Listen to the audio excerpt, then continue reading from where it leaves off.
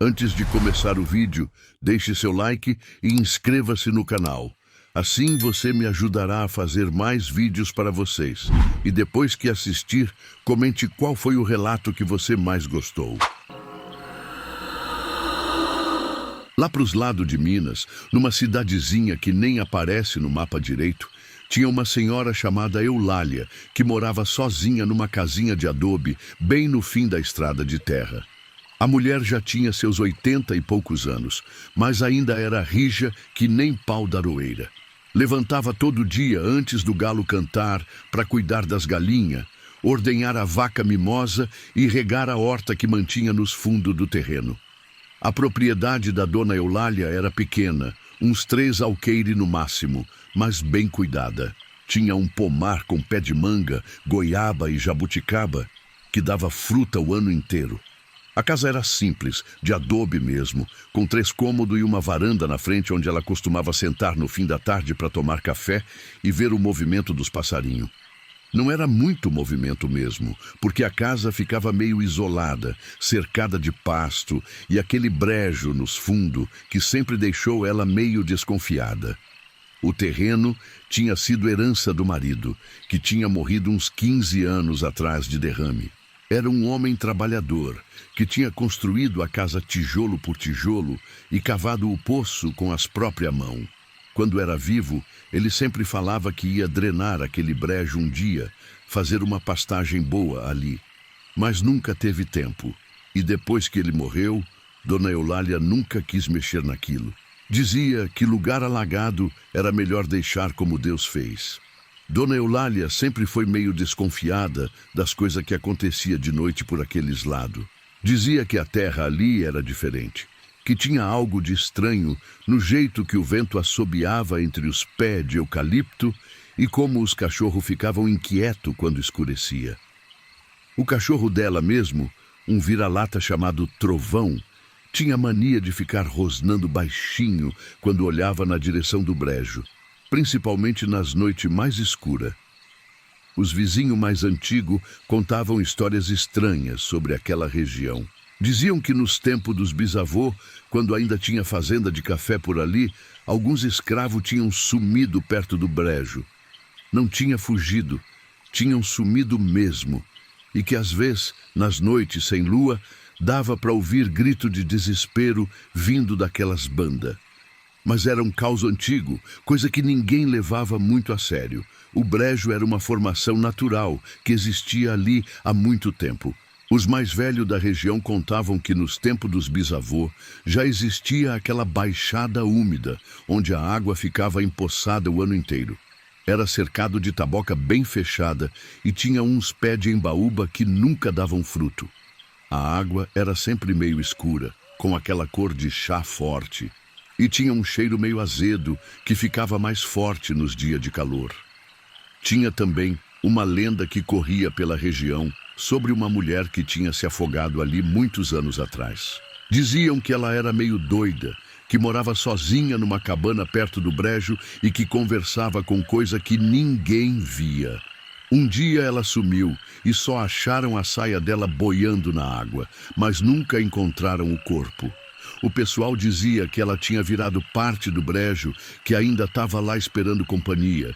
Foi numa quinta-feira de março, quando o tempo estava meio abafado e as nuvens carregadas ameaçavam chuva, que as coisas começaram a ficar estranhas de verdade.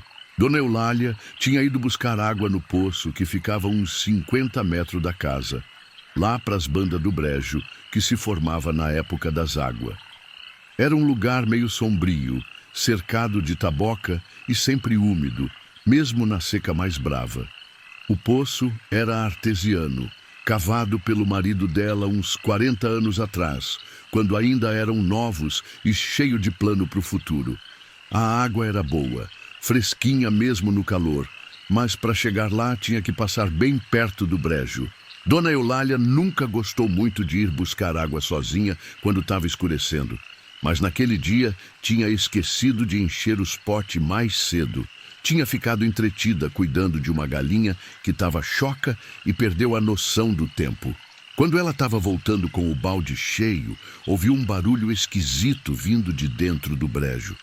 Era como se fosse uma coisa grande se arrastando na lama, fazendo um ruído molhado que dava arrepio. A velha parou no meio do caminho e ficou escutando. O som parou também, como se soubesse que estava sendo observado. Tinha uma inteligência naquilo, uma consciência que fazia o cabelo do pescoço dela arrepiar. Era um som diferente de tudo que ela já tinha ouvido. Não era a capivara, que ela conhecia bem o barulho que fazia quando se jogava na água. Não era jacaré, que às vezes aparecia por ali na época da chuva e fazia barulho seco quando batia o rabo na lama. Era algo maior, mais pesado, que se movia devagar, mas com propósito. E tinha uma qualidade molhada no som, como se a coisa fosse feita mais de água e lama do que de carne e osso. Deve ser algum bicho mesmo, pensou ela, tentando se convencer. Mas no fundo, sabia que animal nenhum fazia aquele tipo de som. Era diferente, mas inteligente. Como se fosse algo que não deveria estar ali, mas que tinha achado um jeito de ficar.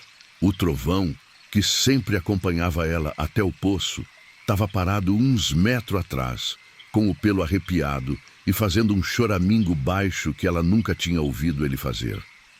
O cachorro estava tremendo tanto que ela podia ouvir os dentes dele batendo. Naquela noite, Dona Eulália mal conseguiu pregar o olho. Ficou na cama ouvindo os ruídos lá de fora. Primeiro era só o vento. Depois começou a ouvir umas passadas pesadas ao redor da casa. Parecia que alguém ou alguma coisa estava caminhando devagar, bem devagar, fazendo a volta completa no terreno. Era como se a coisa tivesse estudando a casa, procurando o melhor jeito de entrar. As passadas eram pesadas demais para ser de pessoa. E tinha um ritmo estranho, como se a coisa tivesse dificuldade para andar direito, ou como se não tivesse perna de verdade. Era passo, pausa longa, passo, pausa longa, sempre no mesmo intervalo, e deixava um som molhado no chão, como se cada pisada deixasse uma poça para trás. Podia ouvir também um arrastar constante, como se parte da coisa ficasse para trás e tivesse que ser puxada junto. Ela se levantou e foi até a janela, mas não conseguiu ver nada na escuridão. Só a sombra das árvores balançando e aquele silêncio estranho que parece que até os grilos tinham medo de fazer barulho. Mas as passadas continuavam, sempre no mesmo ritmo, sempre fazendo o mesmo percurso. Completava a volta ao redor da casa e depois parava por uns minutos, como se estivesse descansando, antes de começar tudo de novo. O trovão estava debaixo da cama, tremendo que nem vara verde, coisa que ela nunca tinha visto ele fazer. Era um cachorro corajoso, que já tinha enfrentado cobra e até onça pequena, que às vezes aparecia na região. Mas agora estava encolhido que nem filhote, fazendo um gemido baixinho que partia o coração. E as orelhas dele estavam sempre apontadas na direção do som, como se conseguisse ouvir coisa que ela não ouvia. Na manhã seguinte, quando saiu para cuidar dos bichos, Dona Eulália encontrou marca esquisita na terra ao redor da casa. Não era pegada de gente nem de animal que ela conhecia. Era como se fosse uma coisa que se arrastava, deixando sulco profundo na terra mole. As marcas eram grandes, do tamanho de uma pessoa deitada, e tinha uma consistência pegajosa que grudava no sapato e deixava um cheiro ruim que não saía. Tinha também uma trilha de água suja que ia das marcas até a direção do brejo. Não era água limpa como a da chuva que tinha caído de madrugada. Era uma água escura, meio esverdeada, que tinha aquele mesmo cheiro azedo do brejo, só que concentrado, mais forte. Quando ela tentou lavar as marcas com a mangueira, a água não saía da terra. Ficava ali, empoçada, como se o chão não conseguisse ou não quisesse absorver. E tinha outra coisa estranha. Onde a criatura tinha passado, a grama estava murcha. Não amarela, como quando falta água, mas murcha mesmo, como se tivesse morrido na hora. E quando ela pisou em cima para ver melhor, sentiu a terra mole demais, quase como se fosse areia movediça. O pé afundava mais do que deveria, e quando ela puxava, vinha com aquela gosma verde grudada na sola do sapato. A velha ficou inquieta o dia inteiro. Não conseguia se concentrar nos afazer, vivia olhando para as bandas do brejo, como se esperasse ver alguma coisa sair de lá. E toda vez que olhava, tinha a impressão de que as tabocas estavam mais fechada, mais escura, como se algo tivesse feito ninho ali dentro e tivesse puxado a vegetação para esconder melhor. As galinhas também estavam estranhas. Ficavam todas juntinhas num canto do terreiro, cacareando baixinho, como se tivessem medo de fazer barulho. Não quiseram sair do poleiro de manhã, e quando ela jogou o milho no chão, elas desceram para comer, mas ficaram sempre de olho na direção do brejo, prontas para voar de volta para o poleiro na primeira coisa estranha. A vaca mimosa não quis sair do curral, mesmo com o portão aberto e o pasto verdinho esperando ela. Ficou ali parada, ruminando devagar e olhando sempre para o mesmo lado. E o gato da casa, que sempre foi corajoso para caçar rato e até cobrar pequena, estava escondido debaixo do fogão a lenha desde de manhã cedo. Quando ela tentou puxar ele para fora, o bicho arranhou ela e saiu correndo, subiu no telhado e ficou lá o dia inteiro, miando de vez em quando como se tivesse com medo. Foi no segundo dia que as coisas ficaram realmente assombradas. Dona Eulália estava no quintal estendendo roupa no varal quando ouviu um gemido baixo vindo do brejo. Não era gemido de dor, era diferente. Era como se fosse alguém chorando, mas sem lágrima, sem tristeza. Era um som vazio, oco, que fazia o coração da velha acelerar sem ela saber por quê. O gemido era longo, prolongado e tinha uma qualidade que parecia vir de debaixo d'água, como se alguém tivesse tentando gritar com a boca cheia de lama. E vinha em ondas, ficava mais alto, depois mais baixo, como se a coisa que estava fazendo o som tivesse se movendo para cima e para baixo na água. Ou como se tivesse respirando, se é que aquilo respirava mesmo. Ela largou a roupa molhada no chão e ficou parada, prestando atenção. O gemido veio de novo, mais alto dessa vez, e ela pôde perceber que estava se aproximando. Alguma coisa estava saindo do brejo e vindo na direção da casa. O som das tabocas se abrindo era claro agora, como se algo grande tivesse empurrando elas para passar. E tinha um barulho de água sendo deslocada, como se uma coisa pesada tivesse se levantado do fundo do brejo. Dona Eulália correu para dentro e trancou a porta, coisa que ela nunca fazia durante o dia. Ficou grudada na janela da cozinha, tentando ver o que era. Primeiro viu as tabocas se mexendo, como se algo grande tivesse passando por elas. Depois, viu uma forma escura, meio curvada, que parecia se arrastar pelo chão. Era difícil de enxergar direito porque a coisa parecia se misturar com a sombra das árvores. A coisa era grande, do tamanho de uma pessoa, mas não tinha formato direito. Parecia que era feita de lama e galho podre, com umas coisas que podiam ser braço ou perna, mas que se mexiam de um jeito que não era natural. Tinha pedaço de taboca grudado no que podia ser as costas e umas coisas que pareciam alga pendurando do que talvez fosse a cabeça. E se mexia como se não tivesse osso por dentro, como se fosse só uma massa molhada que conseguia manter a forma. E o pior de tudo, deixava um rastro de água podre por onde passava, uma água que tinha cheiro de coisa morta há muito tempo. Onde ela pisava, a grama ficava amarela na hora, como se a própria vida fosse bem sugada do chão. E deixava marca na terra que fumegava um pouquinho, como se fosse ácida. O vapor que subia tinha um cheiro que fazia os olhos arder e dava vontade de vomitar. A criatura ficou parada no meio do terreno por uns minutos, como se estivesse sentindo o cheiro da casa.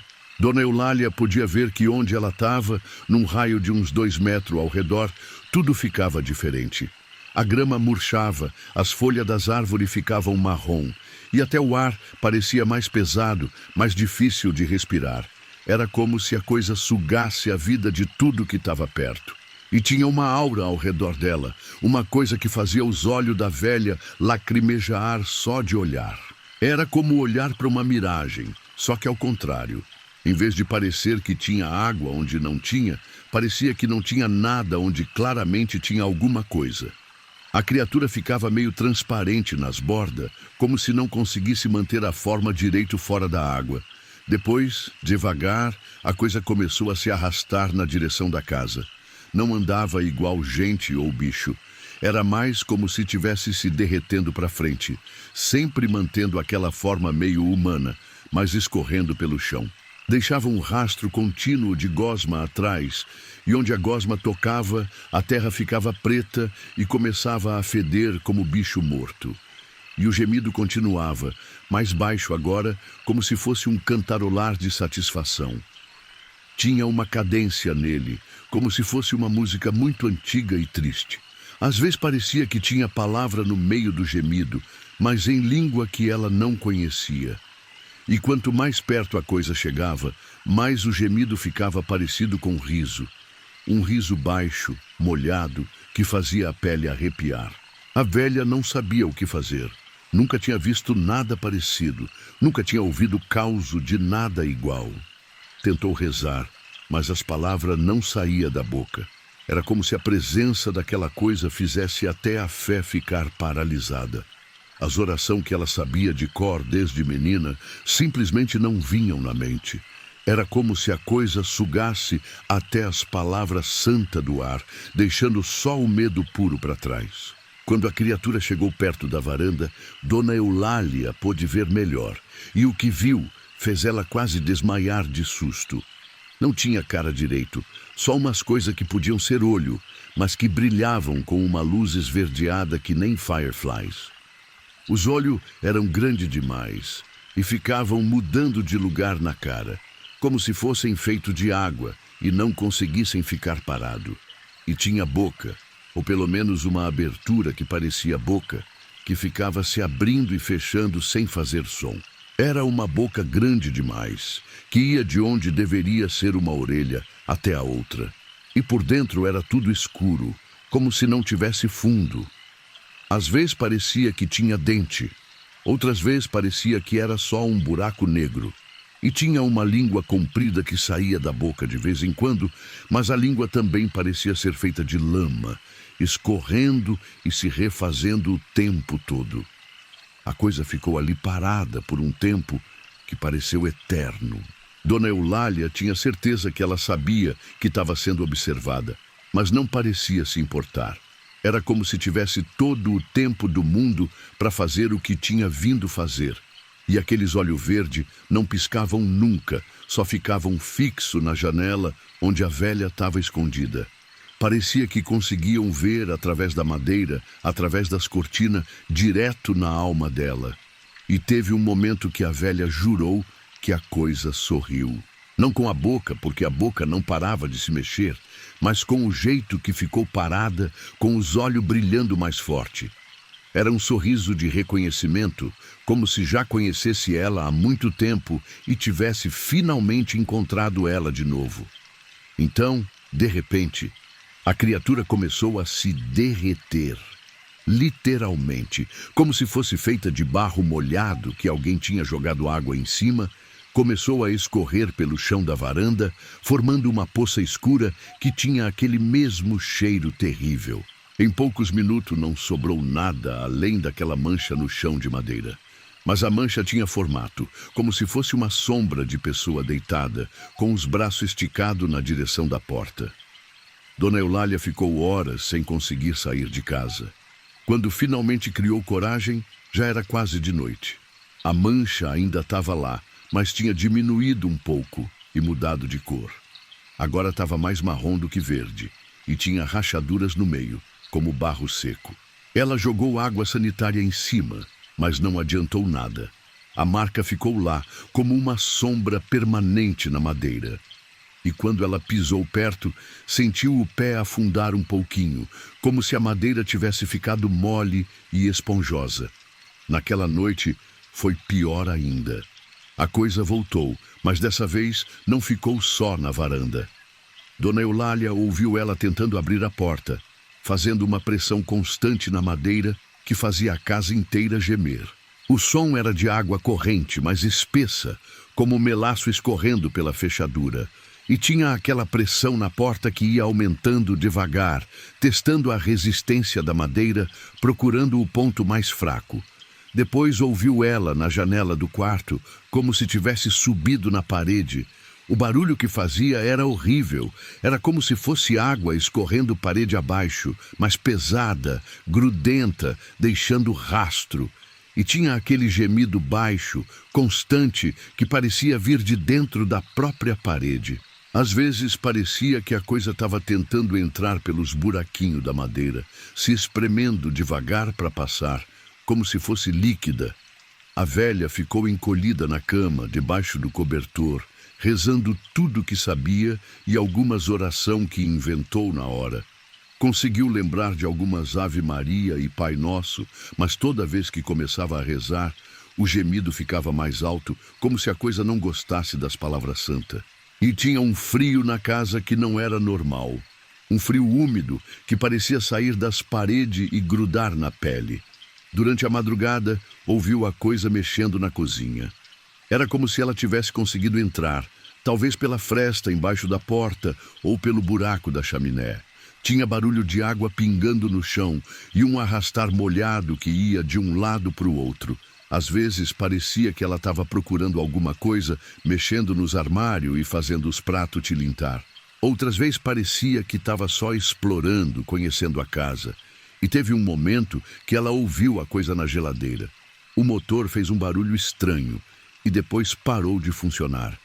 No dia seguinte, quando ela foi ver, encontrou toda a comida estragada e coberta daquela gosma verde. E tinha uma marca na porta da geladeira, como se algo molhado tivesse se encostado ali por muito tempo. No terceiro dia, Dona Eulália decidiu que não ia mais ficar ali sozinha. Mas antes de sair para pedir ajuda, resolveu dar uma olhada na cozinha para ver o estrago. Quando abriu a porta do quarto, viu que o chão estava todo molhado com aquela água escura e fedorenta.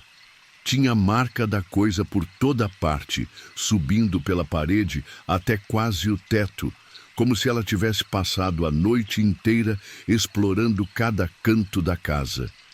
E na mesa da cozinha, desenhado na água suja, tinha uma palavra que ela não conseguiu ler direito, mas que fazia ela sentir um frio na barriga só de olhar.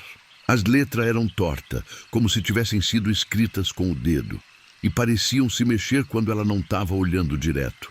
Era uma palavra em língua estranha, mas que de algum jeito ela entendia o significado. Encontrei. Pegou algumas coisas importantes e foi para a casa da sobrinha na cidade, que ficava uns 20 quilômetros dali. O caminho nunca tinha parecido tão longo. A cada curva da estrada, ela olhava pelo retrovisor do ônibus, esperando ver aquela forma escura se arrastando atrás. Mas antes de sair, olhou mais uma vez para o brejo. As tabocas estavam quase pretas agora e tinha um cheiro que chegava até a estrada. Era cheiro de coisa morta, de água parada há muito tempo, de terra que nunca mais ia poder plantar nada. E parecia que o brejo tinha crescido, tomado mais terreno durante a noite. A água escura agora chegava até mais perto da casa e tinha forma nova na superfície, como se algo grande tivesse se mexido lá embaixo e mudado o formato do fundo. E as árvores ao redor estavam todas murchas, com as folhas caindo mesmo não sendo época. A sobrinha, que se chamava Terezinha e trabalhava no posto de saúde da cidade, tentou convencer ela de que tinha sido só imaginação, coisa da idade. Disse que, às vezes, a solidão fazia a mente pregar peça na gente, principalmente em pessoas mais velhas que moravam sozinha há muito tempo. Falou de depressão, de alucinação, de um monte de nome bonito para coisa que ela não entendia. Mas Dona Eulália sabia que não era coisa da mente. E quando mostraram as marcas no corpo dela, umas manchas esverdeadas no braço e na perna que tinham aparecido depois daquelas noites, a sobrinha ficou mais preocupada. As marcas eram como queimadura, mas fria. E no meio tinha uns buraquinhos pequenos, como se algo tivesse sugado a pele. O médico da cidade nunca tinha visto nada igual. Terezinha resolveu ir ver a casa com os próprios olhos antes de acreditar na história da tia. Levou o marido e mais 2 vizinhos, todos armados com espingarda e lanterna boa. Foram de manhã cedo, quando o sol estava forte e não tinha como confundir sombra com assombração. Quando chegaram na propriedade, encontraram toda a parede do lado do brejo coberta daquelas marca viscosa. A madeira estava apodrecida, como se tivesse ficado debaixo d'água por anos, e tinha um buraco na parede da cozinha, redondo e liso nas bordas, como se algo tivesse derretido a madeira para passar. O buraco era do tamanho de uma pessoa, e por dentro se podia ver que a gosma tinha escorrido para dentro da casa, cobrindo o chão e subindo pelas paredes. O pior de tudo é que as galinhas tinham sumido. Todas as 15 que Dona Eulália criava. Não tinha pena, não tinha sangue, não tinha sinal de luta. Simplesmente tinham desaparecido. E no galinheiro, o chão estava coberto da mesma substância pegajosa que a coisa deixava para trás. Tinha também umas marcas na terra que pareciam com aquelas que tinham ao redor da casa, como se várias criaturas tivessem passado por ali durante a noite. A vaca mimosa estava viva, mas magra que nem vara de pescar e com os olhos arregalados de medo constante. Não parava de mugir, olhando na direção do brejo, e quando tentaram levar ela para outra propriedade, ela empacou na porteira e não queria sair de jeito nenhum. Ficava ali plantada, tremendo e fazendo um barulho de desespero que partia o coração. Quando finalmente conseguiram mover ela, encontraram as marcas de casco no chão, todas deformadas, como se ela tivesse pisado em algo mole. O trovão tinha sumido também. Só ficou a coleira dele pendurada numa cerca, toda babada com aquela gosma verde e com um cheiro que fazia os outros cachorros da vizinhança ficarem doidos de medo. A coleira estava partida, não cortada, partida mesmo, como se algo muito forte tivesse puxado ela até quebrar o couro. Terezinha e o marido não conseguiram ficar muito tempo na casa. O cheiro era forte demais e tinha uma sensação no ar que fazia todo mundo ficar nervoso. Era como se alguém tivesse observando eles o tempo inteiro, mesmo não tendo ninguém por perto. E toda vez que alguém se aproximava do brejo, começava a sentir dor de cabeça e náusea. Dona Eulália nunca mais voltou para casa. Disse que preferia morar de favor na cidade do que dividir o terreno com aquela coisa. A casa ficou abandonada e em pouco tempo o mato tomou conta de tudo. Mas o estranho é que o mato crescia em volta da casa, nunca em cima. Era como se até as plantas tivessem medo de chegar muito perto do que tinha acontecido ali. E outra coisa estranha, os passarinhos pararam de voar por cima da propriedade. Faziam uma curva grande no ar para não passar em cima do brejo, mesmo que isso significasse voar muito mais longe para chegar onde queriam. E os morcegos, que sempre foram abundantes na região, sumiram completamente daqueles redondeza. Os vizinhos mais próximos, que moravam uns 2 quilômetros dali, também começaram a ter problema. Primeiro foi o gado que parou de beber água do córrego que vinha do brejo. Os animais chegavam perto da água, farejavam e saíam correndo, mesmo estando com sede brava. Preferiam ficar sem beber do que encostar a boca naquela água. Depois foram os cachorros que não paravam de latir de noite, sempre olhando na mesma direção. E não era latido de aviso, era latido de desespero, como se estivessem vendo algo que os deixava louco de medo. Muitos vizinhos tiveram que levar os cachorros para dentro de casa de noite, porque eles ficavam tão alterados que não conseguiam dormir. E teve gente que jurou ter visto a coisa saindo do brejo nas noites de lua nova, sempre procurando alguma coisa, sempre se arrastando devagar pelos pastos. Diziam que ela ia até onde tinha casa, com gente morando sozinha, principalmente mulher mais velha, e que deixava aquelas marcas viscosas ao redor das propriedades, como se estivesse marcando território ou estudando o lugar para uma próxima visita. Um fazendeiro que morava uns 5 quilômetros dali contou que tinha visto a coisa uma noite quando estava voltando tarde da cidade. Disse que ela estava no meio da estrada, parada, como se estivesse esperando alguém passar. Quando ele acendeu o farol alto do carro, a coisa se virou na direção da luz, e ele pôde ver que não tinha rosto mesmo, só aqueles olhos verdes brilhando. E que ela tinha feito um gesto com o que podia ser a mão, como se estivesse acenando para ele. O homem pisou fundo no acelerador e passou por ela sem olhar para trás. Mas pelo retrovisor, viu que a coisa tinha começado a se arrastar atrás do carro, não correndo, mas indo na mesma direção que ele estava seguindo. E que por um momento no retrovisor, pareceu que ela tinha sorrido. Um agrônomo da cidade veio uma vez examinar a área. Disse que ia fazer teste na água e no solo para ver se não tinha contaminação química que explicasse os problemas com os animais. Era um rapaz novo, recém-formado, que não acreditava em assombração e ria dos causos que o pessoal contava. Disse que tudo tinha explicação científica e que ia provar isso. Passou uma tarde inteira colhendo amostra, medindo o pH da água, tirando foto e fazendo anotação num caderninho. Riu quando contaram a história da dona Eulália. Diz que era coisa de gente ignorante que não entendia de ecossistema. Mas quando o sol começou a se pôr e ele ficou sozinho ali, a coisa mudou de figura. Saiu de lá com a cara branca que nem papel, tropeçando na própria perna e deixando metade do equipamento para trás. Nunca divulgou resultado nenhum dos testes. E quando perguntavam sobre o brejo, ele só balançava a cabeça e falava que tinha lugar que era melhor deixar quieto. Diziam que ele pediu transferência para outra cidade pouco tempo depois e que nunca mais quis trabalhar com análise de solo em lugar isolado.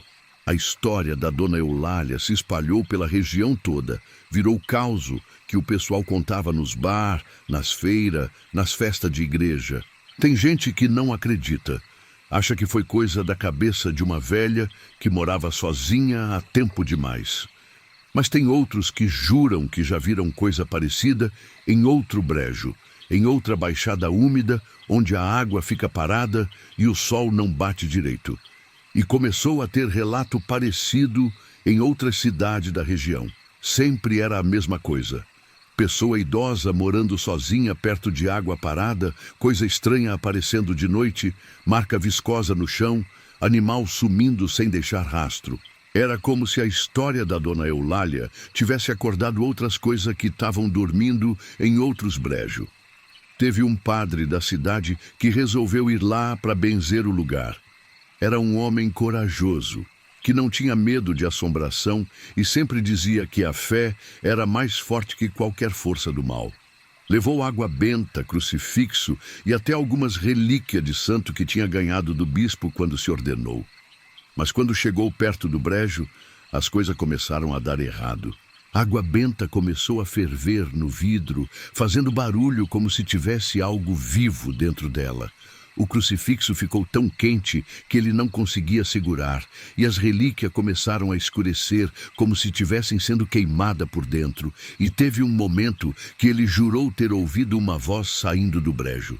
Não era voz de gente, mas tinha palavra, e as palavras eram em latim, mas latim antigo, anterior ao que ele conhecia. Era como se fosse uma oração ao contrário. Uma bênção invertida que fazia o ar ficar pesado e difícil de respirar. Saiu de lá rezando alto e nunca mais quis falar sobre o que tinha visto.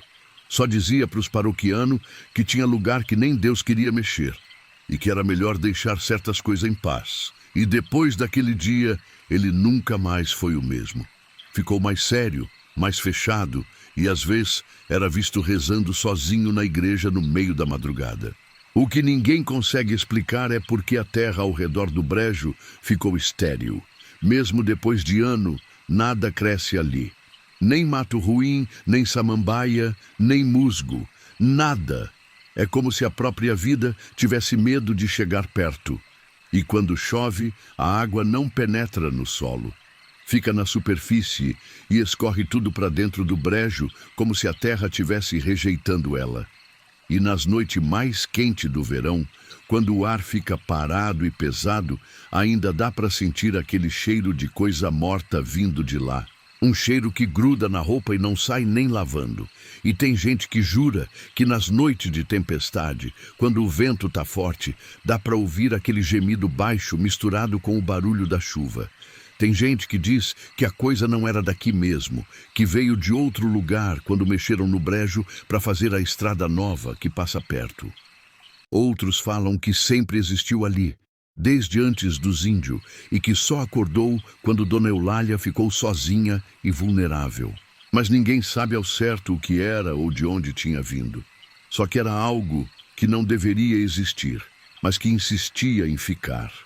Dona Eulália morreu poucos anos depois, já bem velhinha na casa da sobrinha. Mas até o fim da vida, toda vez que chovia forte e a água ficava empoçada no quintal, ela ficava inquieta, olhando pela janela como se esperasse ver alguma coisa se arrastando na direção da casa. E nas noites de tempestade a sobrinha ouvia ela conversando sozinha, falando baixinho sobre água suja e coisa que não deveria existir. E teve uma coisa que a sobrinha nunca contou para ninguém. Nas últimas semanas de vida da tia, ela começou a falar sobre sonho estranho. Dizia que sonhava com uma mulher que morava no fundo do brejo, uma mulher que estava sozinha há muito tempo e que só queria companhia. E que no sonho a mulher pedia para ela voltar. Dizia que tinha preparado um lugar especial para ela no fundo da água escura. Dizem que no dia do enterro dela, uma chuva forte caiu sobre o cemitério. E quando todo mundo tinha ido embora, o coveiro jurou que viu uma forma escura saindo de trás das árvores, se arrastando devagar na direção do túmulo recém-fechado. Mas quando ele olhou de novo, não tinha nada lá. Só a terra molhada e aquele silêncio pesado que vem depois da tempestade. E no dia seguinte, o coveiro encontrou uma marca estranha na terra do túmulo. Era como se algo molhado tivesse se deitado em cima da sepultura e ficado ali por muito tempo. E a terra, que deveria estar fofa depois da chuva, estava compacta e escura, com aquele mesmo cheiro azedo que vinha do brejo da Dona Eulália. O brejo continua lá até hoje, cada vez mais escuro, cada vez mais fechado pelas tabocas que crescem sem parar. E quem tem coragem de passar perto de noite diz que ainda dá para ouvir aquele gemido baixo, aquele som de coisa que não deveria existir, mas que insiste em ficar ali, esperando a próxima pessoa solitária que resolva fazer casa perto da água parada. A casa da Dona Eulália virou ruína, mas as paredes que ficavam do lado do brejo sumiram completamente, como se tivessem sido dissolvidas pela chuva ácida. E toda vez que alguém tenta construir alguma coisa naquele terreno, a obra não vai para frente. As ferramentas enferrujam da noite para o dia, a madeira apodrece antes de ser usada e os pedreiros saem correndo antes de terminar o serviço, falando de barulho estranho e cheiro de morte que vem do chão. E tem uma lenda nova que começou a circular pela região. Dizem que se você for lá na lua nova e gritar o nome da Dona Eulália 3 vezes na beira do brejo, ela aparece. Não como era em vida, mas como ficou depois de conviver com aquela coisa por tanto tempo. E que ela tenta puxar quem chamou ela para dentro da água escura, para fazer companhia para ela e para a coisa que mora lá no fundo. Ninguém nunca teve coragem de testar se é verdade. Mas tem gente que jura que ouviu grito de socorro vindo daqueles lados nas noites de lua nova e que no dia seguinte sempre aparece marca fresca na lama da beira do brejo. Marca de pé humano que vão até a beirada da água e depois desaparecem, como se a pessoa tivesse entrado e nunca mais saído. Lá para os confins do interior paulista, numa região onde a Mata Atlântica ainda resistia ao tempo e ao machado, morava uma senhora chamada Sebastiana, numa casinha de pau a pique que ficava no meio de um clarão na floresta. A mulher tinha seus 70 e poucos anos, mas ainda era esperta que nem raposa velha. Todo dia ela subia e descia as trilhas da mata procurando erva medicinal, cogumelo comestível e fruta do mato para vender na feira da cidade. A propriedade da dona Sebastiana era mais mata do que terreno limpo. Eram uns 5 alqueire que o falecido marido tinha comprado barato, porque ninguém mais queria aquela terra cheia de árvore e bicho. A casinha ficava bem no centro, cercada por uma clareira pequena, onde ela plantava suas ervas e criava algumas galinhas. O resto era tudo mata fechada, com árvore tão alta que mesmo no meio-dia ficava meio escuro lá embaixo. O marido dela, que tinha morrido uns 10 anos atrás de problema no coração, sempre dizia que aquela mata tinha uma energia diferente. Era homem que entendia de floresta, tinha nascido e crescido no mato, mas falava que nunca tinha visto lugar com tanta diversidade de planta e animal. Dizia que era como se a natureza tivesse se concentrado toda naquele pedacinho de terra. Dona Sebastiana conhecia aquela mata como a palma da mão. Sabia onde encontrar cada tipo de planta, por onde passavam as trilhas dos animais, onde ficavam os melhores lugares para colher mel silvestre. Tinha passado mais de 40 anos caminhando por aquelas trilhas, desde que casou e veio morar ali.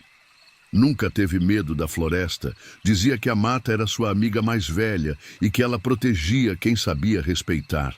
Ela conhecia cada árvore antiga, cada pedra grande, cada riacho que cortava a floresta. Tinha nome para tudo: a figueira do velho, onde sempre parava para descansar; a pedra da cobra, onde uma jararaca grande morava há anos; o poço do macaco, onde os bichos iam beber água. A mata inteira era como um mapa na cabeça dela, e ela nunca se perdia, nem nas partes mais fechadas. Mas nos últimos tempos as coisas tinham mudado. A mata estava diferente, mais silenciosa, mais escura. Os passarinhos não cantavam tanto quanto antes, e os macacos que sempre fizeram barulho nas copas das árvores tinham sumido para as bandas mais distantes. Até os insetos pareciam mais quietos, como se tivessem medo de fazer barulho. A mudança tinha começado uns 6 meses atrás, depois que uma tempestade violenta derrubou uma árvore enorme bem no coração da mata. Era um jequitibá antigo, com mais de 100 anos, que sempre foi como um marco na floresta. A árvore era tão grande que precisava de 3 pessoas de braço aberto para abraçar o tronco, e a copa dela subia mais de 50 metros, ultrapassando todas as outras árvores. Quando ele caiu, foi como se um pedaço da mata tivesse morrido junto.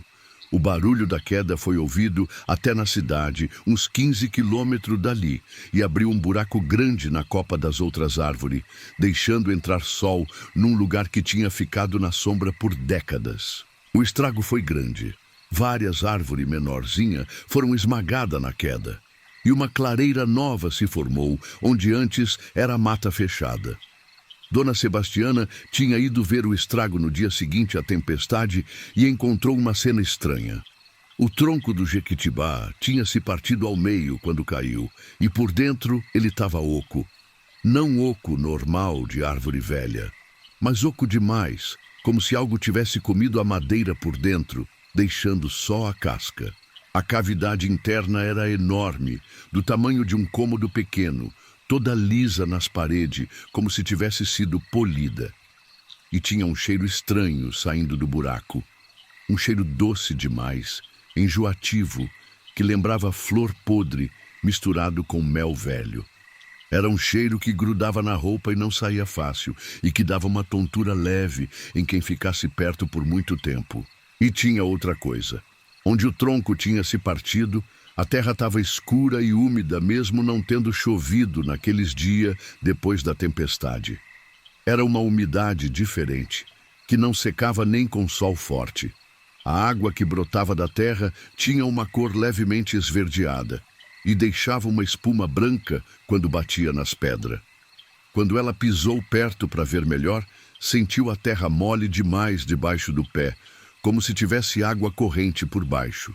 e podia ouvir um barulho baixo, como se fosse um ronronar vindo de dentro da terra. Era um som tão baixo que mais parecia vibração, mas que fazia os ossos da perna tremular quando ela ficava parada em cima.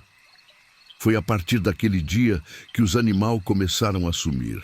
Primeiro foram os passarinhos pequenos, bem-te-vi, sabiá, carcará, que sempre fizeram festa na mata. Depois foram os esquilos, que viviam pulando de galho em galho e fazendo barulho com as nós que coletavam. Em seguida, sumiram os tatu, que sempre deixaram trilha na terra fofa. E por último, até os macacos se mudaram para outra parte da mata. E as galinhas dela começaram a ficar inquietas. Não queriam mais sair do terreiro para ciscar na beira da mata, como sempre fizeram. Ficavam todas amontoadas perto da casa, cacareando baixinho, como se estivessem conversando sobre algum perigo. Quando ela tentava empurrar elas para dentro da mata, elas voltavam correndo, com as penas arrepiadas e os olhos arregalados de medo. Dona Sebastiana era mulher prática, não dada à imaginação. Tinha sido criada na mata, sabia que a natureza às vezes passava por mudança que parecia estranha para quem não entendia. Achou que era coisa natural mesmo, que às vezes acontecia na mata quando alguma coisa mudava o equilíbrio. Talvez a queda da árvore grande tivesse assustado os bichos, e eles iam voltar quando se acostumassem com a situação nova. Mas no fundo, começou a sentir uma coisa diferente quando andava pelas trilhas. Era como se alguém tivesse observando ela o tempo todo, mas quando olhava ao redor, não via nada além das árvores e da sombra. Era uma sensação de ser seguida, mas por algo que sabia como se esconder bem. E tinha mudado também o jeito como a mata respondia à presença dela. Antes, quando ela entrava numa trilha, os passarinhos cantavam mais. Os esquilos vinham ver quem era. Até as cobras saíam do caminho dela com preguiça, sem medo. Agora, quando ela passava, tudo ficava ainda mais quieto, como se a floresta inteira prendesse a respiração. Foi numa segunda-feira de junho, quando o inverno estava começando e a mata ficava com aquela neblina matinal que demora para dissipar, que ela teve o primeiro encontro verdadeiro com a coisa. Tinha saído cedo para colher umas folhas de espinheira santa que cresciam numa parte mais fechada da mata, uns 500 metros da casa, numa trilha que ela percorria toda semana há mais de 20 anos. Estava andando pela trilha de sempre, aquela que conhecia tão bem que podia percorrer de olho fechado quando ouviu um barulho estranho vindo de cima. Era como se algo pesado tivesse se mexendo nas copas das árvores, quebrando o galho grosso e fazendo as folhas farfalharem violentamente. Mas não era vento, porque o ar estava parado naquela manhã, sem nenhuma brisa para mexer as folhas mais leve. Ela parou e olhou para cima, tentando ver o que era. A neblina estava densa entre os galhos, deixando tudo meio esbranquiçado e difícil de enxergar. Mas pôde ver que alguma coisa grande estava se movendo lá em cima, pulando de árvore em árvore, como se fosse um macaco, só que muito maior. E se movia rápido demais para ser preguiça e com muita agilidade para ser qualquer animal grande que ela conhecia. O movimento parou quando ela parou. Era como se a coisa tivesse percebido que ela estava olhando e resolvido ficar quieta. Dona Sebastiana ficou parada por uns minutos, tentando enxergar melhor através da neblina, mas não conseguiu ver formato definido. Só uma sombra grande que parecia se mexer mesmo quando ela não estava olhando direto. E teve um momento que ela jurou ter visto o olho brilhando entre as folhas. Não olho de animal comum, mas olho grande demais, e que refletiam a pouca luz que passava pela neblina com um brilho meio esverdeado. E eram muitos olhos, mais do que qualquer bicho que ela conhecia deveria ter. Deve ser alguma preguiça grande, pensou ela, tentando se convencer. Mas sabia que preguiça não se movia rápido assim, e não quebrava galho do jeito que ela tinha ouvido. Era algo diferente, algo que não deveria estar ali. E tinha uma inteligência no jeito que tinha parado quando ela olhou, como se soubesse que estava sendo observada. Continuou andando, mas agora com mais atenção ao som ao redor. E foi então que percebeu que as trilhas estavam diferentes. Não a trilha principal, que ela sempre usava, mas as trilhas secundárias que os animais faziam. Elas tinham mudado de direção, como se os bichos tivessem começado a evitar certas partes da mata e procurado caminho novo para chegar nos lugares que precisavam. E onde antes tinha pegada de veado na terra mole, cotia correndo atrás de fruta caída, e tatu cavucando atrás de minhoca, agora só tinha marca estranha que ela não conseguia identificar. Era uma marca grande, como se algo pesado tivesse passado, mas não tinha formato de pata nem de casco. Era mais como se algo tivesse se arrastado, deixando sulco profundo na terra. As marcas eram acompanhadas de uma substância viscosa que brilhava um pouco na sombra da mata. Não era gosma de lesma nem baba de caracol, que ela conhecia bem. Era transparente como água, mas grosso como mel, e tinha aquele mesmo cheiro doce e enjoativo que saía do jequitibá caído. Quando chegou no lugar onde cresciam as espinheiras santa, encontrou as plantas todas murchas. Não era falta de água, porque tinha chovido na semana anterior e a terra ainda estava úmida. Era como se algo tivesse sugado a vida delas.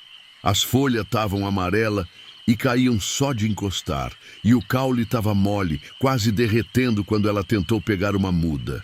E tinha algo mais perturbador. Em volta das plantas mortas, a terra estava coberta de uma substância viscosa, transparente como clara de ovo, mas com um cheiro doce e enjoativo muito mais forte do que ela tinha sentido antes. A gosma formava trilha que saíam dali e seguiam em várias direções, sempre subindo pelas árvores, como se algo tivesse escalado elas. Dona Sebastiana nunca tinha visto nada parecido em 40 anos de mata. Conhecia todo tipo de lesma e caracol da região. Sabia como eram as secreção que eles deixavam, mas aquilo era diferente. Era muito mais gosma do que qualquer animal pequeno poderia produzir, e o cheiro era forte demais, quase insuportável de perto. E quando ela olhou mais de perto, viu que a gosma não estava só no chão. Subia pelas árvores em trilha espiral, como se algo grande tivesse escalado elas. E nos galhos mais altos, podia ver que algumas folhas estavam grudadas umas nas outras com a substância, formando estrutura que parecia um ninho, mas muito maiores do que qualquer ninho de pássaro que ela conhecia. Quando foi embora dali, teve a sensação clara de que estava sendo seguida. Não ouvia nada específico, mas sentia uma presença atrás dela, sempre mantendo a mesma distância. Vez ou outra olhava para trás, mas não via nada além das árvores e da neblina que começava a se dissipar. Mas a sensação continuava, aquela certeza de que algo grande estava se movendo paralelo a ela, acompanhando cada passo, estudando cada movimento que ela fazia. E teve um momento que ela ouviu a respiração da coisa. Era uma respiração lenta, profunda, que parecia vir de cima, como se algo grande tivesse escalado uma árvore e ficado ali parado, respirando pesado depois do esforço. A respiração tinha um som molhado, como se a coisa tivesse água nos pulmões. E vez ou outra vinha acompanhada de um ruído que lembrava ronronar de gato grande. Naquela noite, ouviu barulho diferente vindo da mata. Não era barulho de animal caminhando ou procurando comida, era algo que parecia construção, como se alguém tivesse quebrando galho, dobrando eles, arrancando folha e fazendo algum tipo de estrutura. O som vinha sempre do mesmo lugar, da direção onde ficava o jequitibá caído. Dona Sebastiana saiu na varanda para ouvir melhor. O barulho continuava, constante, como se fosse um trabalho que precisava ser terminado antes do amanhecer. E de vez em quando ouvia um som diferente, como se fosse algo grande se arrastando pelo chão da floresta, movendo folha seca e galho caído, sempre na direção da árvore caída. O trabalho durou a noite inteira. Era como se a coisa soubesse exatamente o que queria fazer e tivesse pressa para terminar. E quanto mais a noite avançava, mais o barulho ficava perto da beira da mata, como se a coisa tivesse vindo trabalhar mais perto da casa dela. No dia seguinte, resolveu ir ver o que tinha acontecido. Levou um facão velho e uma garrafinha de água benta que o padre da cidade tinha dado para ela anos atrás, quando ela ainda ia à missa. Não era mulher muito religiosa, mas alguma coisa naquela situação pedia uma proteção a mais. Quando chegou perto do Jequitibá caído, encontrou uma coisa que fez ela ficar com medo de verdade pela primeira vez na vida. Alguém, ou alguma coisa, tinha construído uma espécie de ninho no meio dos galhos quebrados da árvore. Não era ninho de pássaro nem de animal que ela conhecia. Era uma estrutura grande, do tamanho de uma casa pequena, feita de galho entrelaçado de um jeito que parecia inteligente demais para ser obra de bicho. Os galhos estavam todos dobrados na mesma direção, formando uma parede circular com uma abertura que dava para dentro, e a construção era alta, subindo uns 3 metros do chão. A estrutura toda estava coberta daquela gosma transparente que ela tinha encontrado nas espinheiras santa. A gosma tinha endurecido um pouco durante a noite, formando uma camada brilhante que fazia o ninho parecer molhado, mesmo estando seco. E o cheiro doce e enjoativo era muito mais forte ali, quase insuportável, fazendo ela sentir tontura só de ficar perto. Mas o que mais assustou ela foi o que estava dentro do ninho. Espalhado pelo chão, misturado com folha seca e galho pequeno, tinha osso.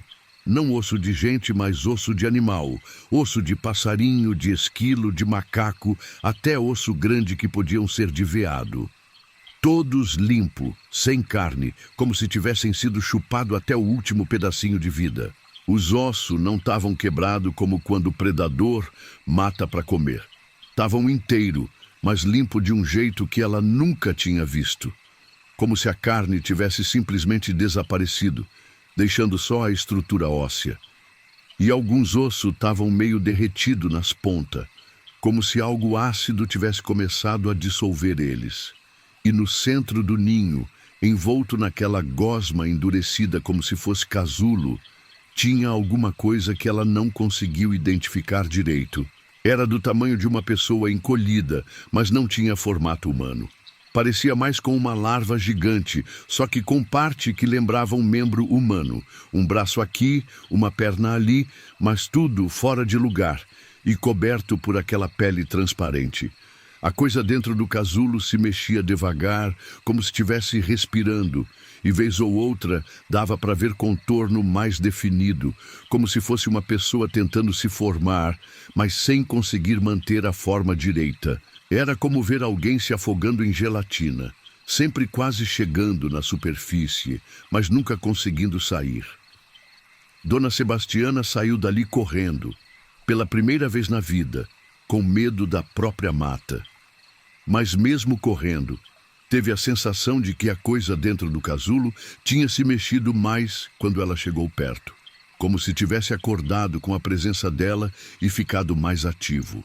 E que nos últimos momentos, antes dela sair correndo, tinha visto uma mão se pressionando contra a parede transparente do casulo, como se tentasse sair. Naquela noite foi terrível. O barulho na mata começou logo que escureceu e não parou até amanhecer. Era como se a coisa tivesse saído do ninho e ficado se mexendo pela floresta a noite inteira, explorando, procurando, sempre se aproximando mais da clareira onde ficava a casa. Podia ouvir ela subindo e descendo das árvores, quebrando galho no caminho. E o som era diferente do que tinha ouvido antes. Agora, parecia que a coisa tinha crescido, ficado maior e mais pesada. Os galhos que quebrava eram mais grossos e quando ela se movia pelo chão da mata, deixava um rastro de barulho que durava vários segundos. E teve um momento, lá pela meia-noite, que ela ouviu a coisa bem perto da casa. Era um barulho molhado, como se algo viscoso tivesse se arrastando pelo chão da clareira. E um cheiro doce que entrou pela janela, tão forte que deu vontade de vomitar e fez os olhos lacrimejarem. Ela não teve coragem de olhar pela janela, mas ouviu alguma coisa batendo devagar na parede da casa. Não era batida de mão ou de pau. Era como se algo mole e pesado tivesse se encostando na madeira, testando a resistência das tábuas. E cada vez que encostava, deixava um som molhado, como se tivesse grudado na parede por um momento antes de soltar. A batida foi subindo pela parede, como se a coisa tivesse escalando a casa. E quando chegou na altura da janela do quarto, ela ouviu uma respiração lenta e pesada do outro lado da parede. Era uma respiração que parecia vir de alguma coisa muito maior do que deveria caber do lado de fora da janela. No dia seguinte, quando saiu para ver, encontrou marca na parede da casa que confirmaram seus medos. Não era pegada nem arranhão.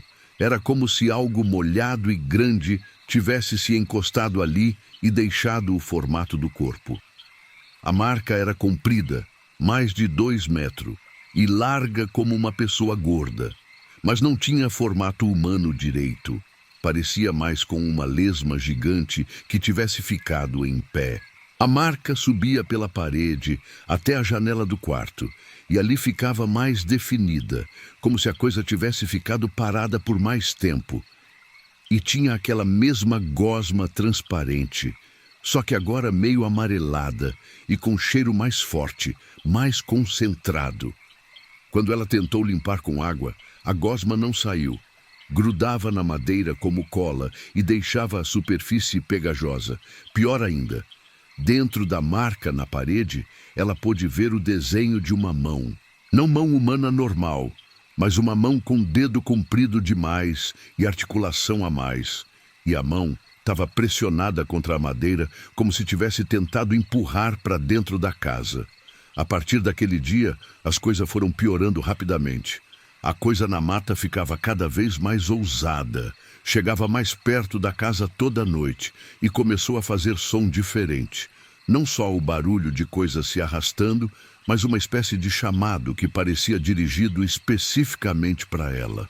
Era um som baixo, grave, que parecia vir de dentro da terra, como se a coisa estivesse fazendo vibrar as raízes das árvores para produzir o som. E tinha uma cadência nele, um ritmo que lembrava conversa, como se a coisa estivesse tentando se comunicar, formar palavra, mas não conseguisse fazer o som direito.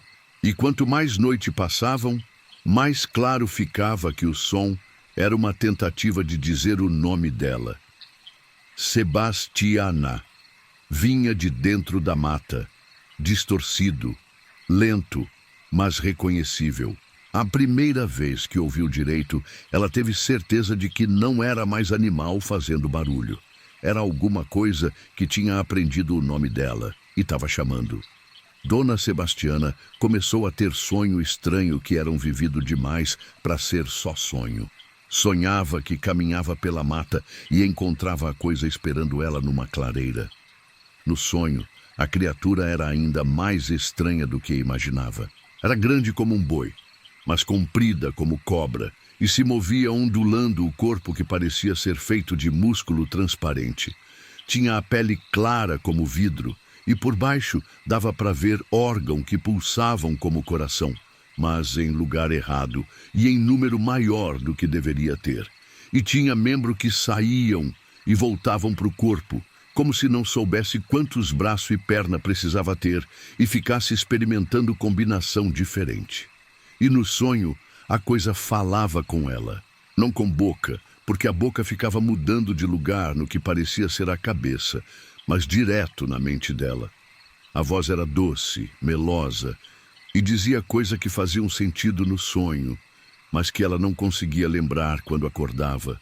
Só ficava a sensação de que tinha sido convidada para alguma coisa e de que a coisa precisava dela para completar algum processo. O sonho era tão vivido que ela acordava suada e com gosto doce na boca, como se tivesse comido mel demais. E com uma vontade estranha de sair da casa e ir procurar a coisa na mata. Uma vontade que crescia todo dia, que ficava mais difícil de resistir, especialmente de noite, quando ouvia o chamado vindo da floresta. E teve uma noite que ela quase cedeu. Estava na cama, ouvindo o nome dela sendo chamado lá da mata, quando se pegou se levantando e caminhando na direção da porta. Só percebeu o que estava fazendo quando já estava com a mão na maçaneta, pronta para sair. E quando parou, ouviu uma risada baixa vindo da mata, como se a coisa soubesse que tinha quase conseguido. Foi quando ela decidiu pedir ajuda. Pegou suas coisas mais importantes e foi para a cidade ficar na casa de uma comadre que conhecia há mais de 20 anos. Contou a história toda, mas a mulher achou que era coisa da idade, que a solidão estava fazendo ela imaginar coisa. Disse que era melhor ela vender a propriedade e vir morar na cidade de vez, que não fazia bem para a pessoa da idade dela morar sozinha no meio do mato. Mas Dona Sebastiana sabia que não era imaginação. O sonho, as marcas na casa, a gosma, os ossos no ninho, tudo era real demais para ser coisa da mente. E quando voltou para buscar mais coisa na casa, alguns dias depois, encontrou uma situação que confirmou que não tinha nada de imaginação na história. A coisa tinha entrado na casa. Não tinha forçado a porta nem quebrado janela. Tinha entrado por baixo, cavando um buraco no chão da cozinha. O buraco era redondo e liso, como se tivesse sido derretido na madeira e na terra, e por dentro era todo liso, coberto daquela gosma que agora estava mais espessa, quase como gelatina endurecida. A casa inteira estava coberta de trilha da gosma, nas paredes, no teto, no chão, como se a coisa tivesse passado horas, explorando cada canto, conhecendo o lugar onde ela morava, cheirando onde ela dormia, tocando nas coisas que ela usava. E a gosma estava mais fresca em alguns lugares, principalmente no quarto, como se a coisa tivesse voltado várias vezes para ficar ali. As galinhas tinham sumido completamente, todas as 8 que ela criava, e no galinheiro tinha só a gosma, formando casulo pequeno onde antes ficavam os ninhos. Dentro dos casulos, quando ela teve coragem de abrir encontrou pedaço de pena e osso pequeno misturado com uma massa viscosa que cheirava igual à gosma, mas mais concentrada. Era como se as galinhas tivessem sido dissolvidas e depois refeita em outra coisa. E alguns dos casulos pareciam ter coisa viva dentro, porque se mexiam devagar quando ela chegava perto. E na parede da casa, escrito com a gosma transparente em letra torta e irregular, tinha uma mensagem que fez ela sair correndo, sem nem pegar as coisas que tinha vindo buscar. As letras eram grandes e pareciam ter sido feitas com dedo, mas dedo maior do que humano. E a mensagem dizia: "Volta para casa, tô esperando, quase pronto." Dona Sebastiana nunca mais voltou para a propriedade. Vendeu a terra para a primeira pessoa que apareceu interessada, um madeireiro da região, mesmo sabendo que estava vendendo barato demais para a terra com tanta madeira de lei. Mas não contou para o comprador sobre a coisa na mata. Só disse que tinha que se mudar para a cidade por causa da idade e que não conseguia mais cuidar de tanta terra sozinha. O homem que comprou o terreno se chamava João Ferreira e tinha uma serraria pequena na cidade. Queria derrubar as árvores para vender a madeira, principalmente os jequitibá e as peroba, que valiam dinheiro bom. Levou uma equipe de 4 trabalhadores experientes e começou o corte na semana seguinte à compra, confiante de que ia ter lucro bom com a madeira de qualidade. Mas o trabalho não durou nem 3 dias. No primeiro dia, os homens encontraram o ninho no jequitibá caído e ficaram intrigados. Nunca tinham visto nada parecido em anos de trabalho na mata. A estrutura era grande demais para ser de qualquer animal que conheciam. E a gosma que cobria tudo era diferente de qualquer coisa que tinham encontrado antes. Mas quando chegaram perto para ver melhor, a gosma que cobria a estrutura começou a se mexer, como se fosse viva e tivesse acordado com a presença deles.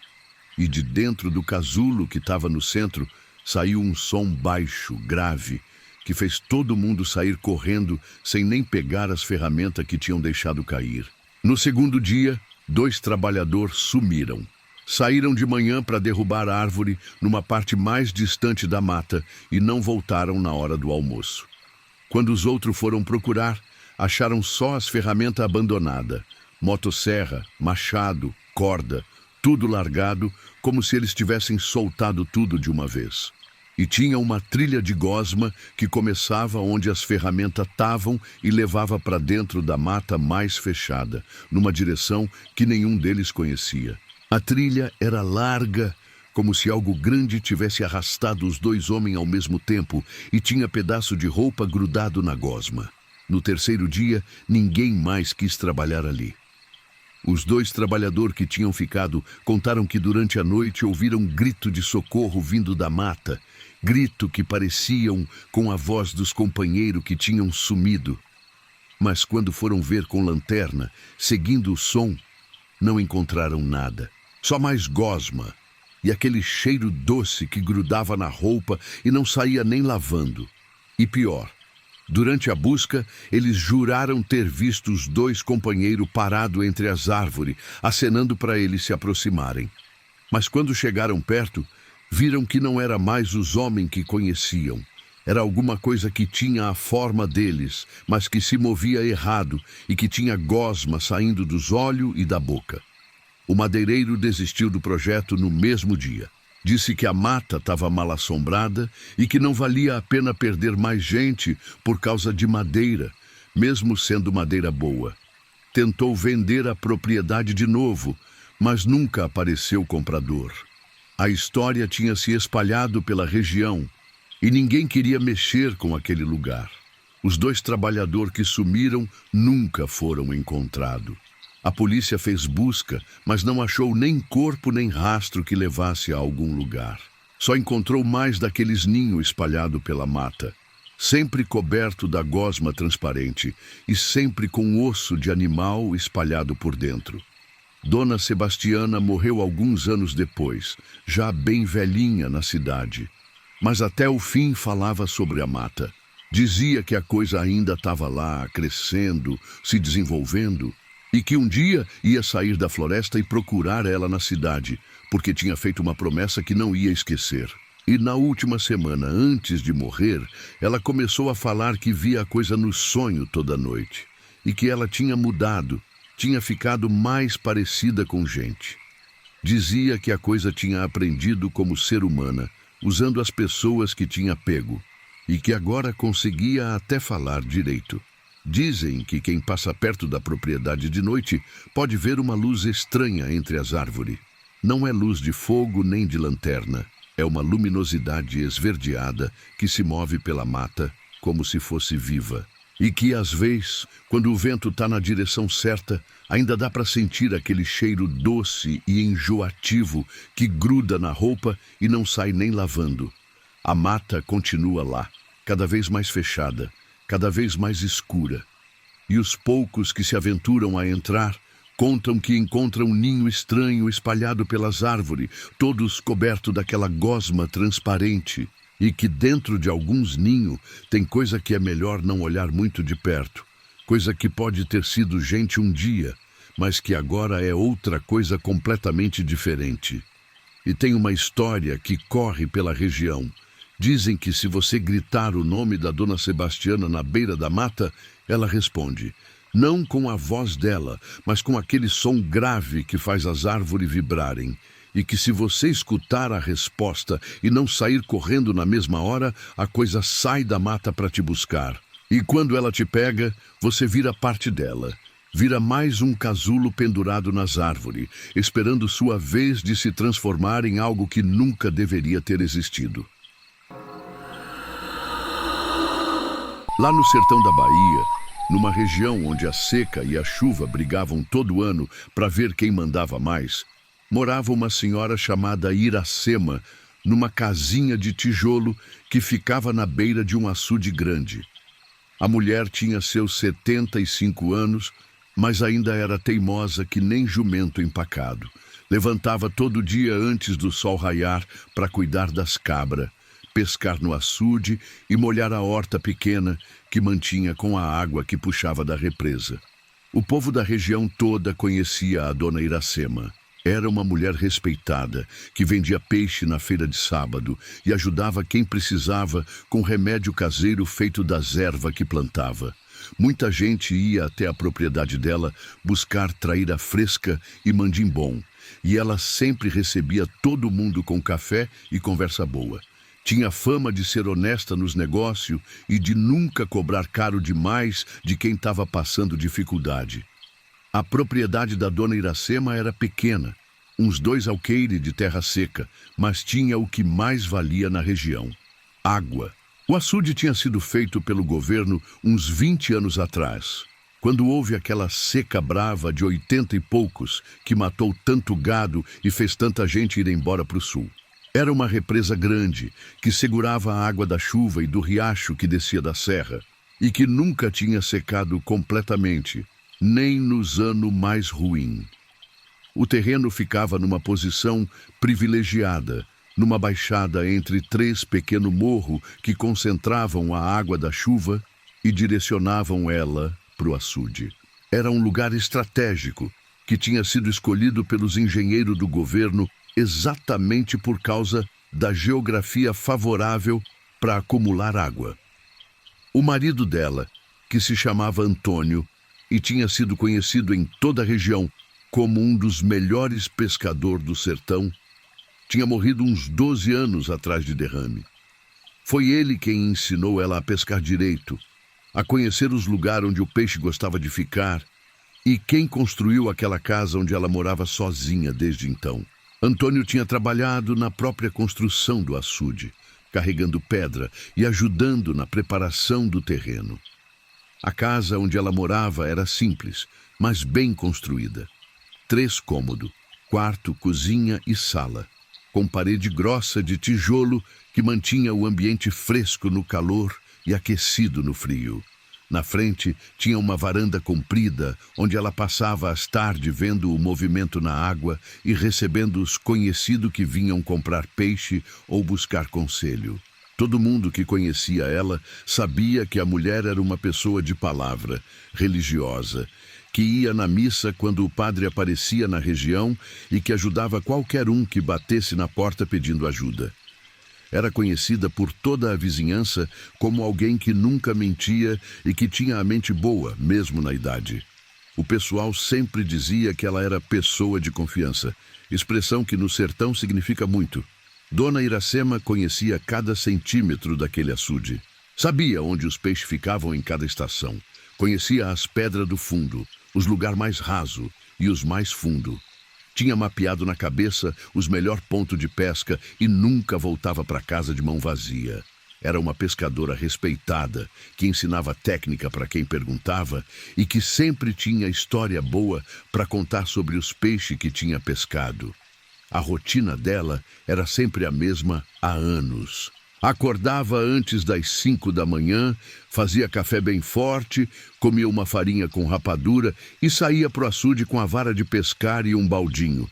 Voltava para casa quando o sol começava a esquentar, por volta das 9 horas, sempre com peixe suficiente para o dia e às vezes para vender para os vizinhos. A água do açude sempre foi meio escura, daquele marrom avermelhado que é comum no sertão por causa da terra vermelha que a chuva carrega das encostas dos morros. Mas era a água que servia para tudo: beber, cozinhar, molhar as plantas, dar para os animais. O povo da região toda usava dessa água há anos, sem nunca ter problema sério. Era considerada uma das melhores águas da região. O açude tinha uns 10 metros de profundidade no centro e uns 5 metros de largura na parte mais estreita. Era farto de peixe. Traíra, mandim, curimatã, alguns tucunaré que alguém tinha soltado lá uns anos atrás e que se reproduziram bem.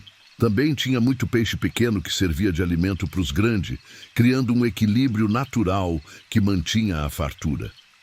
Mas uns 4 meses atrás, e isso todo mundo da região pode confirmar porque foi um evento marcante, choveu muito num fim de semana que ninguém esquece. A chuva durou 3 dias seguidos, sem parar nem para respirar, coisa que o povo não lembrava de ter visto antes. E não era chuva normal, era uma tempestade violenta com vento forte, raio constante e trovão que fazia tremer as casas. O que deixou todo mundo impressionado foi a intensidade da chuva. Em 3 dias, caiu mais água do que costumava cair em mês inteiro de inverno bom. O açude, que estava com nível médio, encheu até quase transbordar. A água subiu tanto que chegou perto das casas que ficavam mais próximas da margem, obrigando algumas famílias a se mudar temporariamente. Foi o seu Joaquim, que mora uns 2 quilômetros dali e passa todo dia na beira do açude para levar as vacas a beber água, quem primeiro notou que a água tinha mudado depois daquela chuva brava. Não era mais o marrom avermelhado de sempre, mas um marrom muito mais escuro, quase preto em alguns lugares, e tinha adquirido um cheiro diferente, meio doce, que grudava nas narinas e não saía fácil. O seu Joaquim, que conhecia aquele açude desde que foi construído e sempre prestava atenção na qualidade da água para os animais dele, ficou preocupado com a mudança. Comentou com a mulher, Dona Socorro, que também achou estranho. Eles decidiram dar água de outro lugar para os animais por alguns dias, para ver se a situação melhorava. O que ninguém sabia na época, mas que foi descoberto depois pela investigação, é que a chuva forte tinha mexido com sedimento do fundo do açude que nunca tinha sido perturbado antes. E mais importante ainda, tinha carregado contaminação da serra, onde existia algumas mineração antiga abandonada que o pessoal nem lembrava mais que existia. Na serra que ficava acima do açude, uns 5 quilômetros rio acima, tinham funcionado 2 minas pequenas de cobre nos anos 60. As minas foram fechadas quando o filão se esgotou, mas os donos nunca fizeram a limpeza adequada do local. Ficaram lá tambor com produto químico, resto de maquinário enferrujado e, principalmente, uma barragem de rejeito que continha metal pesado e outras substância tóxica. Com a chuva violenta, essa barragem antiga acabou rompendo. Não foi um rompimento dramático como os que aparecem no noticiário, mas um vazamento lento e constante que carregou a substância tóxica rio abaixo. Como o riacho que descia da serra desembocava direto no açude, toda aquela contaminação acabou parando na água que o povo bebia. A dona Conceição, que morava na propriedade vizinha e sempre comprava peixe da dona Iracema para revender na feira da cidade, foi a primeira a perceber que alguma coisa estava errada com a vida aquática do açude. Os peixes começaram a sumir logo depois da chuva.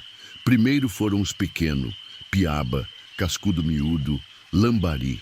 Depois os médios e, por último, até os grandes desapareceram. Em 2 semanas, o açude, que sempre foi farto de peixe, ficou praticamente vazio. A dona Iracema, que pescava ali todos os dias há mais de 20 anos, voltava para casa de mão vazia dia após dia. No início, ela achou que era coincidência, que os peixes tinham se escondido por causa da água barrenta da chuva. Mas conforme os dias passavam e a situação não melhorava, ela começou a ficar preocupada. E não foi só peixe que desapareceu. A Maria do Socorro, que cuidava de umas galinhas perto da beira do açude e sempre via o movimento das aves aquáticas, notou que os pássaros também foram embora rapidinho. Os mergulhão que faziam ninho entre a taboca da margem, os bem-te-vi que pescavam inseto na superfície da água, os frangos d'água que viviam entre o capim da beirada, até os urubu que vinham beber água de manhã cedo. Todos desapareceram em poucos dias. Os animais sempre são os primeiros a perceber quando alguma coisa está errada no ambiente. Eles têm instinto mais apurado que o ser humano para detectar perigo, principalmente perigo químico. O que aconteceu no açude da dona Iracema foi exatamente isso. Os bichos perceberam que a água estava contaminada e se afastaram. Mas os humanos demoraram mais para entender o que estava acontecendo. Foi o Zé da Feira, que conhece a dona Iracema há mais de 20 anos e sempre comprou peixe dela toda semana para revender na cidade, quem primeiro percebeu que a mulher estava diferente. Ele ia na propriedade dela toda terça-feira buscar a mercadoria. E nas visitas depois da chuva, notou que ela estava mais devagar, mais confusa e sempre reclamando de dor de cabeça forte e tontura constante. O Zé da Feira, que era homem observador e que gostava da dona Iracema como se fosse família, ficou preocupado. Perguntou se ela estava se sentindo mal, se precisava de alguma coisa. Ela dizia que era só cansaço, que talvez fosse a idade chegando, mas ele percebeu que era diferente do cansaço normal. Era uma lentidão estranha, como se ela tivesse dificuldade para pensar claro. O que ninguém entendia na época, mas que foi explicado depois pelos médicos, é que a dona Iracema continuava bebendo e cozinhando com a água do açude contaminado. Como ela morava sozinha e era independente, ninguém controlava o que ela fazia no dia a dia. E ela, sem saber do perigo, mantinha os hábitos de sempre: buscar água no açude, ferver para beber, usar para cozinhar. As substâncias tóxicas que tinham na água, principalmente metal pesado como chumbo, mercúrio e cobre, estavam sendo absorvidas pelo organismo dela todos os dias. E como o corpo de pessoa idosa tem mais dificuldade para eliminar essa substância, elas foram se acumulando e começaram a afetar o sistema nervoso dela. Os primeiros sintomas de intoxicação por metal pesado são exatamente os que a dona Iracema começou a apresentar: dor de cabeça, tontura, confusão mental, lentidão de raciocínio. Com o tempo, se não for tratado, pode evoluir para sintoma mais grave, como alucinação, perda de memória e desorientação completa. O sinal mais claro de que as coisas estavam erradas foi quando as cabras da dona Iracema começaram a morrer. Ela criava 8 cabras no terreno atrás da casa, animal que ela cuidava com carinho e que sempre foram saudáveis. De repente, em uma semana, 3 cabras morreram sem motivo aparente. Não tinha sinal de doença contagiosa, não tinha ferimento, simplesmente morreram. O veterinário da região, Dr. Edilson, que atendia os animais da região há mais de 15 anos, foi chamado para examinar as cabras mortas. Era um profissional competente, formado em universidade boa, que conhecia as doenças comuns dos animais do sertão. Quando abriu as cabras para fazer a necropsia, encontrou uma coisa que nunca tinha visto antes. Os órgãos internos das cabras estavam com lesão características de envenenamento severo. O fígado estava com coloração anormal, escuro e endurecido. Os rins apresentavam sinais claros de insuficiência. Os pulmões tinham edema. Era um quadro típico de intoxicação por substância química, mas o Dr. Edilson não conseguia identificar qual substância. Ele coletou a amostra dos órgãos e mandou para o laboratório veterinário da capital, pedindo análise completa para identificar a causa da morte. Também coletou a amostra da água que as cabras bebiam, que vinha do açude, e mandou junto para análise. Mas naquele tempo, a comunicação entre interior e capital era mais difícil e os resultados demoravam semana para chegar. Enquanto esperava o resultado dos exames, o Dr. Edilson orientou a dona Iracema a não dar mais água do açude para os animais que sobreviveram e sugeriu que ela também parasse de beber a água. Mas a orientação não foi seguida completamente. Dona Iracema parou de dar a água para os animais, mas continuou bebendo ela, porque não tinha outra fonte e comprar água na cidade era caro demais para o orçamento dela. Foi a comadre Josefa, que morava a uns 500 metros dali e visitava a dona Iracema quase todo dia, quem percebeu que a amiga estava ficando cada vez mais estranha. A velha começou a falar de coisa que não fazia sentido, de gente que via na beira do açude, de sonho muito vivido que parecia real. A comadre, no início, achou que era solidão e idade, mas depois percebeu que era algo mais sério. A dona Iracema começou a ter episódios de confusão mental que eram assustador. Às vezes, no meio de uma conversa normal, ela parava de falar e ficava olhando fixo para o açude, como se estivesse vendo alguma coisa que os outros não viam. Quando a comadre perguntava o que era, ela dizia que tinha gente na água acenando para ela, convidando ela para entrar. Os sintomas neurológicos da intoxicação por metal pesado incluem exatamente esse tipo de alucinação visual. O cérebro, afetado pela substância tóxica, começa a criar imagens que não existem. É um processo gradual que vai piorando conforme a intoxicação avança. No caso da dona Iracema, as alucinações sempre envolviam a água do açude, provavelmente porque era o local onde ela passava mais tempo e que mais significado tinha na vida dela. A situação ficou mais preocupante quando ela começou a ter episódio de sonambulismo. A comadre Josefa, que às vezes dormia na casa da amiga para fazer companhia, acordava de madrugada e encontrava a cama vazia.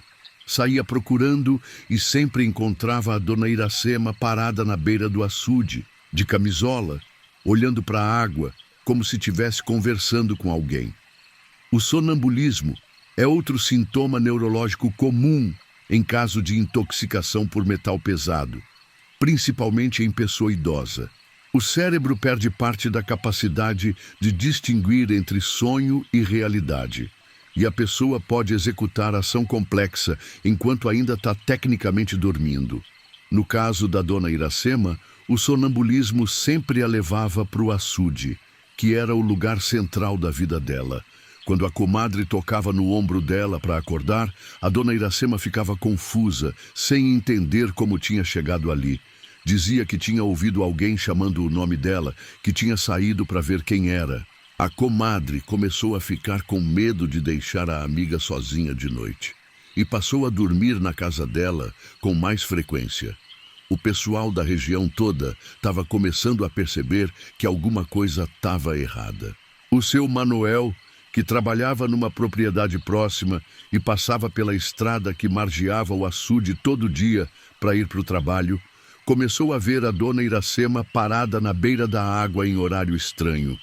Às vezes de manhã muito cedo, às vezes de tarde, quando o sol estava forte demais para ficar ao ar livre. A dona Antônia, que morava do outro lado do açude e tinha vista clara para a propriedade da dona Iracema, confirmava que via a velha conversando sozinha na beira da água. Gesticulava como se estivesse falando com alguém. Às vezes, até respondia como se estivesse ouvindo resposta. Era um comportamento completamente diferente do normal, que deixava todo mundo preocupado.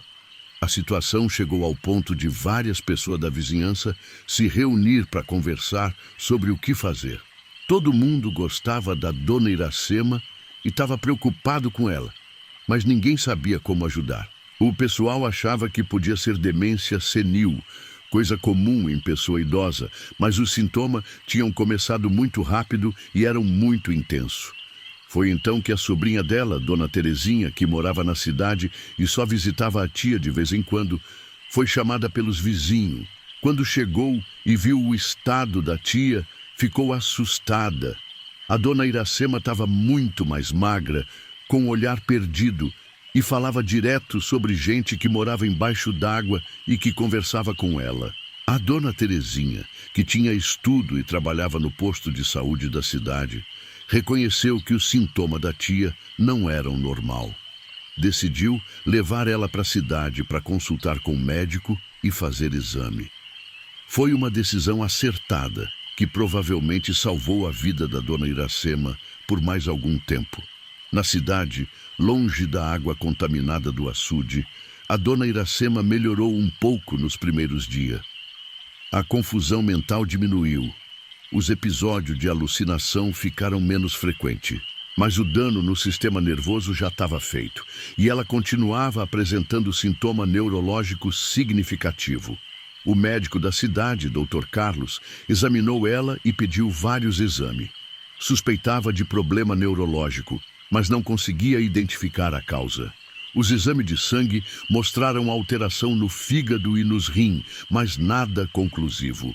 Foi só quando chegaram os resultados da análise da água do açude que o Dr. Edilson finalmente recebeu do laboratório, que tudo ficou claro. A água do açude apresentava concentração altíssima de metal pesado, chumbo, mercúrio, cobre, arsênico, muito acima dos limites considerados seguros para consumo humano ou animal. Também tinha presença de outra substância tóxica usada na mineração. Era um coquetel de veneno que explicava tanto a morte das cabras quanto o sintoma neurológico da dona Iracema. O Dr. Edilson levou imediatamente o resultado para o Dr. Carlos na cidade, e os dois médicos conseguiram fazer o diagnóstico correto: intoxicação severa por metal pesado. Começaram o tratamento de quelação, que é um procedimento médico que ajuda a remover essa substância do organismo. Mas o tratamento é longo e nem sempre consegue reverter completamente os danos já causados. Durante o tratamento na cidade, a dona Iracema apresentou melhora gradual em alguns sintomas. A confusão mental diminuiu, as dores de cabeça ficaram menos intensas.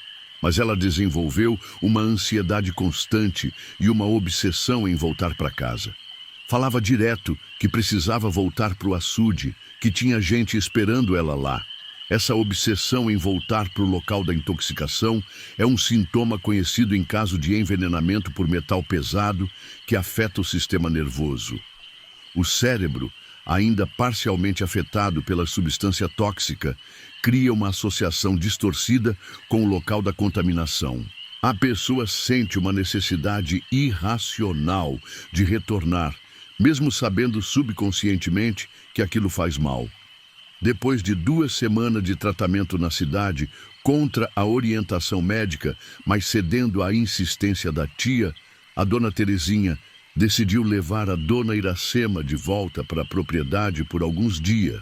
A ideia era mostrar para ela que a casa estava bem, que não tinha ninguém esperando no açude e talvez isso ajudasse ela a se acalmar. Foi quando elas chegaram na propriedade que fizeram uma descoberta que mudou completamente o entendimento de tudo o que tinha acontecido. O açude tinha baixado drasticamente, não por causa de seca, mas por causa de um problema na comporta que ninguém tinha percebido. A estrutura havia sido danificada durante a chuva forte e estava vazando água constantemente. Com o nível da água muito baixo, apareceram estrutura no fundo do açude que ninguém sabia que existia. Era um resto de construção, parede de pedra, alicerce, até pedaço de telhado. O pessoal mais velho da região foi chamado para ver, e aí lembraram que realmente existia uma propriedade naquele local antes da represa ser construída. O seu Antônio Velho, que tinha mais de 80 anos e era uma das pessoas mais antigas da região, lembrou da história completa. Antes de fazerem o açude, existia ali uma fazenda pertencente à família Oliveira. Era uma propriedade grande, com casa grande, senzala, casa de farinha, curral e até uma pequena capela.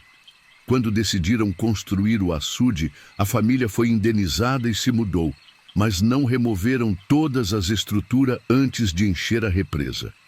Na época da construção do açude, no início dos anos 80, o pessoal tinha pressa para terminar a obra por causa da seca que estava castigando a região. Demoliram só as construções principais e deixaram alicerce e estrutura menor no fundo, achando que não ia dar problema. E realmente não deu problema por 20 anos, até que a chuva forte mexeu com tudo e expôs as ruínas. As construções estranhas que assustaram todo mundo eram na verdade curral de gado, casa de farinha, depósito de ração e outras edificação rural típica da época, mas que depois de 20 anos embaixo d'água tinham tomado formato estranho por causa da erosão, do acúmulo de sedimento e do crescimento de alga e outras plantas aquáticas. Várias pessoas da região foram ver as ruínas que apareceram. O Zé da Feira trouxe até um conhecido que trabalhava no IFAM para documentar, porque era um achado histórico interessante, resto de uma fazenda do século XIX preservada debaixo d'água por 2 décadas. Mas para Dona Iracema, que estava com a mente ainda comprometida pela intoxicação, as ruínas confirmavam as alucinações que ela tinha sobre gente morando embaixo d'água. Foi nesse momento que a situação tomou o rumo trágico que ninguém esperava. A dona Terezinha conta que quando levou a tia para ver as ruínas, a velha ficou muito agitada de uma forma perigosa. Dizia que finalmente podia ver onde as pessoas que conversava com ela moravam e que elas estavam acenando para ela entrar na água. O delírio dela ganhou força com a visão das estruturas submersas. O estado mental da dona Iracema piorou rapidamente ao ver as ruínas. O cérebro dela, ainda afetado pelos metal pesado, interpretou a descoberta como confirmação das alucinações. Ela ficou convicta de que realmente existia gente morando embaixo d'água. e que eles tinham ficado expostos agora que o nível baixou. Para ela, era como se os moradores submersos tivessem ficado vulnerável e precisassem dela. A dona Terezinha tentou explicar para a tia que era um só resto de construção antiga, que não tinha nada de sobrenatural. Mas pessoa com intoxicação neurológica grave, às vezes não consegue processar informação racional. A mente cria sua própria lógica distorcida, e qualquer evidência é interpretada de forma a confirmar o delírio. Naquela noite, que foi a última que a dona Iracema passou na propriedade, ela teve o episódio mais severo de sonambulismo de toda a situação. Mas dessa vez, ninguém estava acordado para impedir ela de ir até a água. A dona Terezinha, cansada de várias noites mal dormidas cuidando da tia, acabou pegando no sono pesado. Quando a sobrinha acordou na manhã seguinte, por volta das 6 horas, encontrou a casa vazia. A cama da tia estava vazia, mas arrumada, como se ela tivesse levantado com cuidado para não acordar ninguém. A porta da frente estava aberta e havia pegada descalça no chão que levavam na direção do açude. A roupa da dona Iracema, camisola, calcinha, chinelo, estava dobrada certinho na beira da água, em cima de uma pedra lisa. Não estava jogada nem espalhada, mas arrumada com cuidado, como se ela tivesse tirado tudo metodicamente. Havia pegada na lama da margem que levavam até a beirinha da água e depois desapareciam. A dona Terezinha gritou por socorro, e em poucos minutos tinha várias pessoas da vizinhança ajudando na busca. O seu Joaquim trouxe uma canoa pequena e começou a procurar na superfície da água. A comadre Josefa percorreu toda a margem do açude procurando sinal. Outros vizinhos se espalharam pela propriedade para ver se ela não tinha se escondido em algum lugar, mas não encontraram nada. A dona Iracema tinha desaparecido completamente. A única evidência do que tinha acontecido eram a roupa dobrada na beira da água e as pegadas que terminavam na margem. O mais provável, segundo todo mundo que conhecia o caso, é que ela tinha entrado na água durante um episódio severo de confusão mental. A polícia foi chamada e chegou no local por volta das 10 horas da manhã. O delegado, Dr. Raimundo, que já tinha experiência com caso de desaparecimento na região, organizou uma busca sistemática. Trouxe mergulhador da capital, que chegaram no dia seguinte com equipamento adequado para busca em água turva. Mas a busca embaixo d'água foi muito difícil.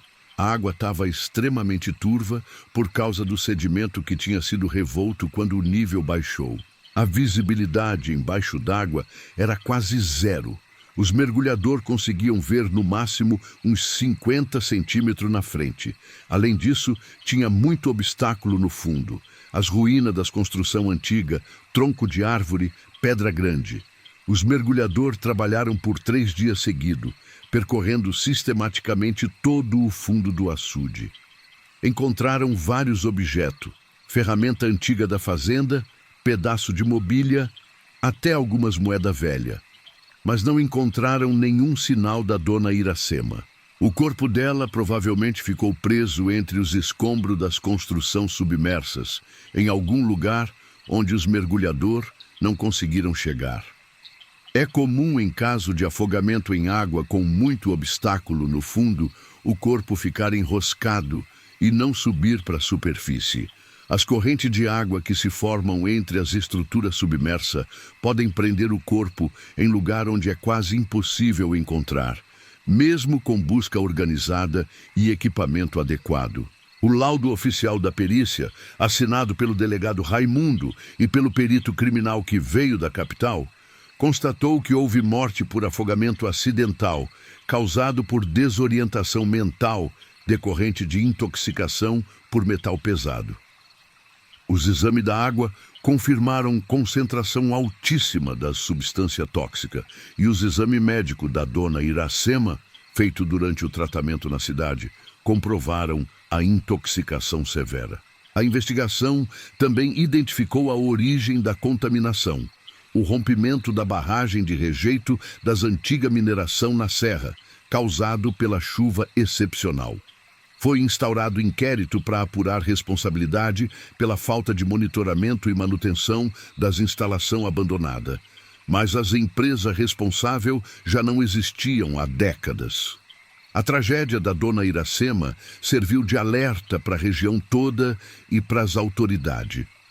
O açude foi imediatamente interditado para consumo humano e animal. Equipe do Ministério da Saúde vieram fazer análise completa da água e do solo.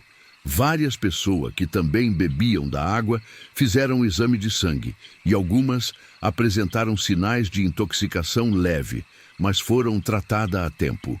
O governo estadual teve que assumir a responsabilidade pelo problema, já que não tinha havido monitoramento adequado das antigas áreas de mineração.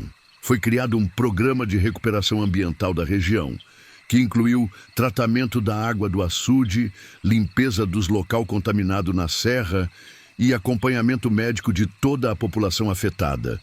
O tratamento da água do açude levou mais de 1 ano para ser concluído. Foi usado tecnologia avançada para remover os metal pesado e outras substâncias tóxicas. O custo foi alto, mas era necessário para devolver segurança para a população da região. Durante esse período, o governo forneceu água potável para toda a comunidade. A propriedade da Dona Iracema foi vendida pela sobrinha, que não conseguia mais ficar naquele lugar por causa das lembranças tristes. Quem comprou foi uma família de fora da região, que construiu casa nova longe da beira do açude. A casinha onde ela morava ficou abandonada por um tempo, mas depois foi demolida. Hoje em dia, o açude voltou a funcionar normalmente. A água foi declarada segura para as autoridades de saúde e os peixes foram reintroduzidos com sucesso. As aves aquáticas também voltaram e a vida aquática se restabeleceu completamente. Mas foi implantado o sistema de monitoramento constante da qualidade da água. A história da Dona Iracema virou caso de estudo nas universidades da região.